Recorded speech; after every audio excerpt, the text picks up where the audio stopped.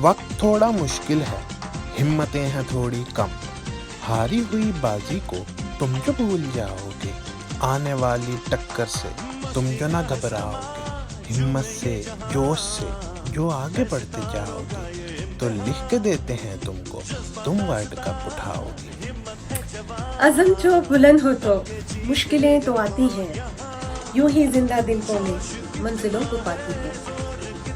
बिला खौफ रस्तों पे कदम जो बढ़ाओगे, तो यकीन रखो मंजिलों को पाओगे। तो लिख के देते हैं तुमको, तुम वर्ल्ड कप उठाओगे।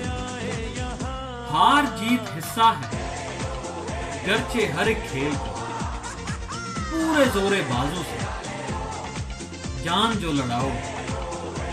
झांक कर तुम आंखों में अपना अज़्म दिखाओगे, बस फिर जीत को ही तुम अपने हक में पाओगे। तो लिख के देते हैं तुमको, तुम वर्ल्ड कप उठाओगे। कौम की खुशियाँ हैं इस खेल से वाबस्ता, और खुशियाँ मिलती हैं आजकल कुछ आहिस्ता।